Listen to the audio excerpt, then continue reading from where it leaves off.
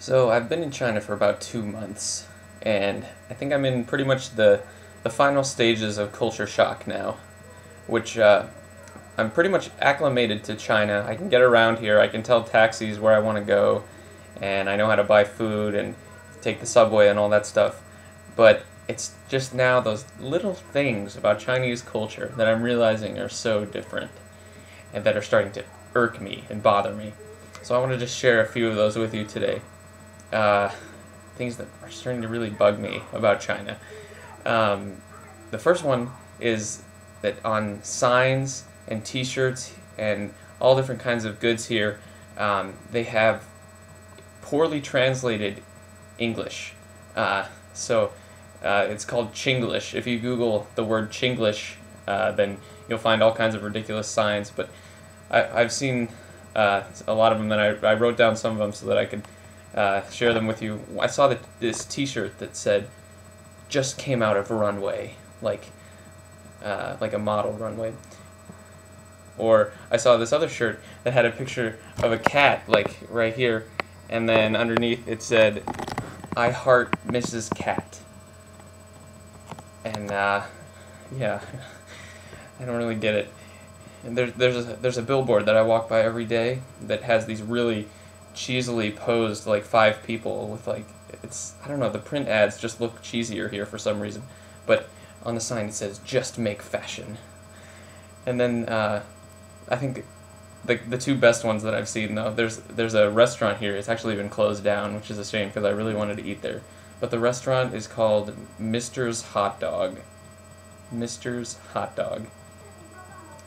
And the probably the best one I've seen was a shirt, and it was worn by a woman, and it had a picture of a girl in a convertible, like driving and having a good time. And I think what it was supposed to say was like chicks driving really fast or something like that. But what it said was chicks on speed. So I don't think that was really the message that she was trying to get across.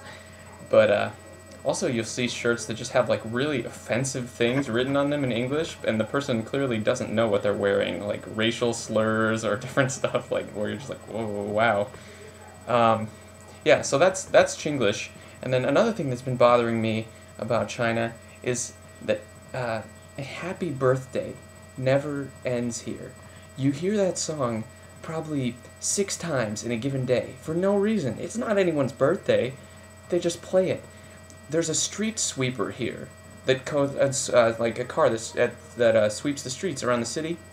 It plays "Happy Birthday" on a never-ending loop. It's kind of like an ice cream truck sound, but it plays "Happy Birthday" over and over and over. Doesn't matter if it's 6 in the morning right outside my window or 9 p.m. It just plays it over and over. "Happy Birthday" for no reason. Yesterday I went to McDonald's, and from the moment I walked in the door to when I ordered, to when I got my food, to when I sat down to ate my food, that entire 30 minutes or so, "Happy Birthday" was playing on repeat on the loudspeaker in the store.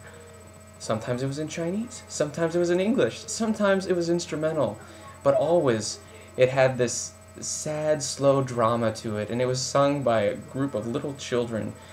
It was just completely bizarre, and by about the 12th or 14th chorus, I was about ready to kill something. Another thing that bothers me about China is what I call the eye contact game. This is a typical scenario. Okay, I happen to be white, and I'm in a country with very few white people, and so I get stared at a lot on a daily basis, and people stare at me. And in the U.S., when somebody stares at you, and you can feel them staring at you, you look over and make eye contact with them, as if to say, "Hey, I know you're staring at me. It'd be kind of polite if you would stop doing that. It's not any big deal, but if you could stop staring at me, that'd be great." So I'll feel people here in China staring at me, and I'll look at them, make eye contact with them, and give them that tried and true American cue of, "Yes, I see you staring at me, so maybe now would be a good time to stop staring at me." But in China, the rules are different. I realized this, that in Chinese culture, apparently, nobody's told me this, but this is what I deduce, it must not be rude to stare at someone. So I look up at someone as if to say, "Stop staring at me, please," and they stare at me and say, "What are you looking at? I was looking at you first." and our eyes lock, and then I don't know what to do. I start to feel awkward because it's like they caught me staring at them rather than the other way around. So then I snap my eyes away. And they win this game because they don't know the American rules. Ugh, it bothers me.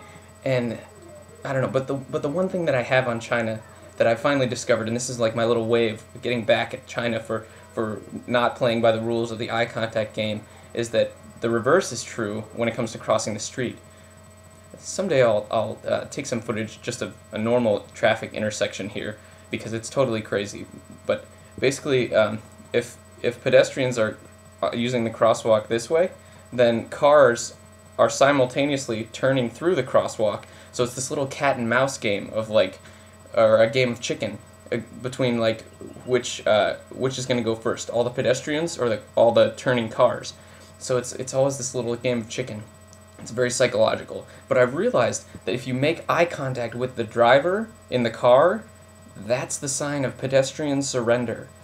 If you don't make eye contact and pretend that maybe you're completely oblivious to the fact that a car is coming, then the car might stop for you because he would rather not kill you. So if you don't make eye contact, that's the key to getting through the crosswalk without getting hit by a car. So that's my little way of getting back at China for making too much eye contact with me, is by not making eye contact with the drivers and winning that little game.